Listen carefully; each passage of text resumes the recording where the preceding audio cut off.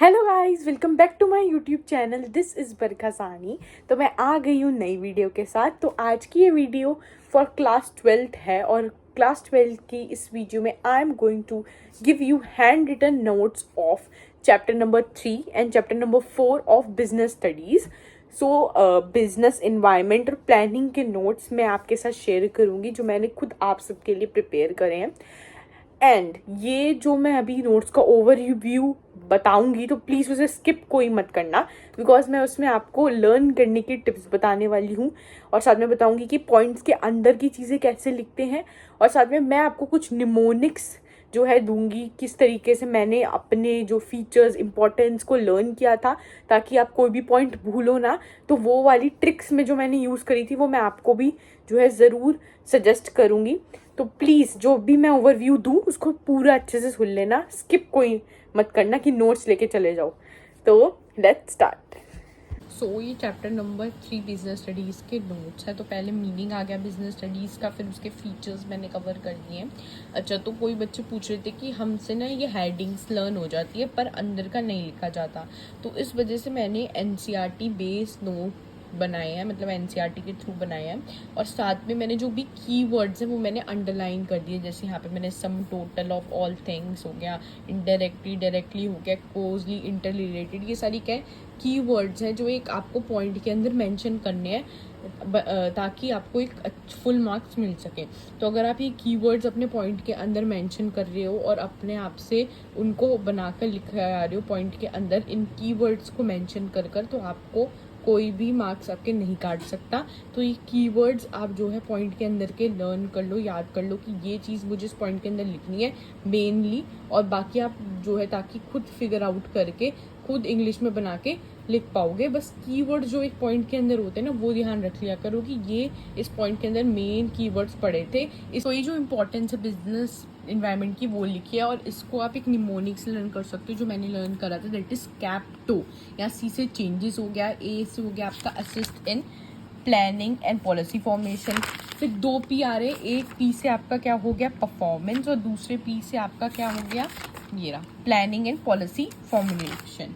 फिर उसके बाद टी से क्या हो गया आपका थ्रेट्स को आइडेंटिफाई करना, ये रहा टी से थ्रेट्स, एंड ओ से आपकी अपॉर्चुनिटीज़। तो कैप्टो से आप जो है इसको लर्न कर सकते हो ताकि आपको सारे पॉइंट लर्न रहे, आप कोई भूलो ना पॉइंट, क्योंकि हम कभी कभी 1-2 पॉइंट भूल जाते हैं। तो आप इस तरीके से एक निमोनिक्स बना के भी लर्न कर सकते हो। ये मैंने बनाया था तो मैंने आपको बता दिया। उसके बाद यहाँ पे आता है डायमेंशंस, जो मैंने कवर कर दिए। इस डायमेंशंस पे ऐसे क्वेश्चन नहीं आता कि इकोनॉमिक इन्वायरमेंट को डिफाइन करो या सोशल इन्वायरमेंट को डिफाइन करो। इसमें केस स्टडीज आती है या फिर कोई एमसीक्यू आएगा और पूछा जाएगा ये बताओ कौन सा इन्वायरमेंट है, इकोनॉमिक है, सोशल है, टेक्नोलॉजिकल है, पॉलिटिकल है या लीगल है। तो आपको क्या करना पड़ेगा कि जो भी केस स्टडी आएगी, एमसीक्यू आएगा, उससे आपको देखना पड़ेगा। अगर कुछ पैसों मनी से रिलेटेड, जीडीपी हो गया, बी मैंने सब कुछ लिख दिया, inflation, interest rate, short term long term policies, money supply से रिलेटेड है, बीओपी से रिलेटेड है, इन्फ्लेशन रेट से रिलेटेड है। तो जो मनी इकोनॉमी से रिलेटेड है वो इकोनॉमिक इन्वायरमेंट, सोशल यानी कि कस्टम ट्रेडिशन से रिलेटेड वाला होगा, टेक्नोलॉजिकल आपको पता ही है कि मैं ऑनलाइन स्टोर से ग्रोसरी शॉप कर रही हूँ, ऑनलाइन शॉपिंग कर रही हूँ, कोई इनोवेशन है, साइंटिफिक इम्प्रूवमेंट्स है, तो आपको पता है वो टेक्नोलॉजिकल के अंदर आएगा। पॉलिटिकल के अंदर गवर्नमेंट से रिलेटेड चीज़ें आएगी, जैसे बीजेपी है उससे रिलेटेड कोई चीज़ें कि अगर केस स्टडी आ गई तो वो पॉलिटिकल के अंदर आएगी। लीगल इन्वायरमेंट के अंदर लॉज वाली चीज़ें आएंगी। तो आपको आइडेंटिफाई करना आना चाहिए कि कौन से इन्वायरमेंट की बात हो रही है। फिर आता है डिमोनेटाइजेशन। डिमोनेटाइजेशन आपको पता है कब शुरू हुआ था, क्यों हुआ था, ब्लैक मनी, इन सारी चीज़ों के लिए है, तो आपके सामने ही हुआ है तो आप इस पर लिख ही सकते हो। फिर साथ में कुछ फीचर्स हैं इसके इम्पोर्टेंट, मैंने इसमें कीवर्ड्स भी अंडरलाइन कर दिए हैं फीचर्स के, तो ये आप फीचर्स यहाँ से पढ़ सकते हो और अंदर का पार्ट जो है आप खुद बना के लिख सकते हो फिर आसानी से। फिर आता है प्लानिंग। प्लानिंग वाली की मैं बात करूँ तो प्लानिंग में सबसे पहले मीनिंग, फिर उसकी इंपॉर्टेंस मैंने कवर करी है, फिर फीचर्स कवर करेंगे हैं। अब यहाँ पे आप देखोगे मैंने इसके अंदर भी सारे कीवर्ड्स जो है अंडरलाइन कर दी हैं। जो अब ये जो फीचर्स ऑफ प्लानिंग मैंने यहाँ पे लिखा है तो उसको आप जो है लर्न कर सकते हो। आप डीएम सीएफ यानी कि कोई भी सीएफ है उसको आपको डीएम करना है, इस तरीके से आप लर्न कर लो। फीचर्स को आप डीएम करो सीएफ को। तो उससे मैंने यहाँ पे आप ए से अचीविंग गोल्स, पी से आपका क्या हो गया प्राइमरी फंक्शन है, दूसरे पी से क्या होगा, परवेसिव है। फिर डी से क्या है आपका, डिसीजन मेकिंग। फिर एम से क्या है, मेंटल एक्सरसाइज। सी से कंटिन्यूस और एफ से फ्यूचरिस्टिक। तो इस तरीके से आप ये लर्न कर सकते हो। फिर आते हैं लिमिटेशंस ऑफ प्लानिंग। तो इसमें प्लानिंग की मैंने सारी क्या लिख दी, लिमिटेशंस लिख दी और उसके इंपॉर्टेंट वर्ड्स कीवर्ड्स को भी अंडरलाइन कर दिया। अच्छा, अभी इसको आप कैसे लर्न कर सकते हो, सी ग्रिड से लर्न कर सकते हो। तो दो सी हैं, ये आपको याद रह जाएंगे। 2 सी से क्रिएटिविटी और 1 सी से कॉस्ट होता है।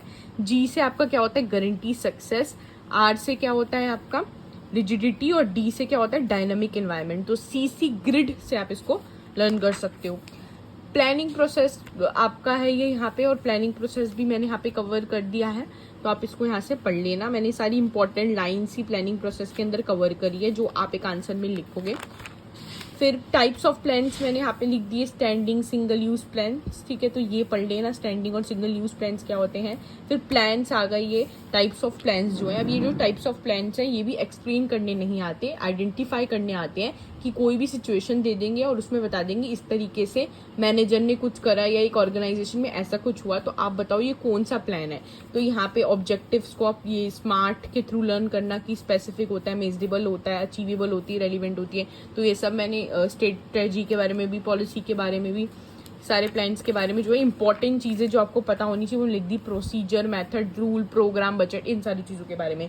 सपोज अगर मैं बोलूँ कि ये जो नो स्मोकिंग है एक ऑर्गेनाइजेशन में, वो क्या है, तो आपको आइडेंटिफाई आप कर सकते हो कि जो नो स्मोकिंग है ये एक पॉलिसी है एक ऑर्गेनाइजेशन की। तो ये जो प्लान्स हैं ये आपके पेपर में लिखने नहीं आएंगे, एक्सप्लेन करने नहीं आते, ये आपसे आइडेंटिफाई करने आते। तो आप इन प्लान्स को समझो कि इन प्लान का मीनिंग क्या है, ताकि अगर पेपर में कोई भी सिचुएशन को आइडेंटिफाई करने आए कि कौन सा प्लान है, तो आप उसको आसानी से आइडेंटिफाई कर सको। तो इनके मीनिंग को समझो ध्यान से।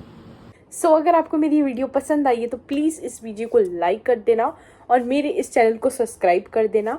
एंड साथ साथ में जो मुझे बोल रहे थे मैक्रो के नोट्स दे दो, मैक्रो के नोट्स दे दो, तो अगली वीडियो में मैं मैक्रो के नोट्स ही लेकर आऊँगी। So thanks for watching.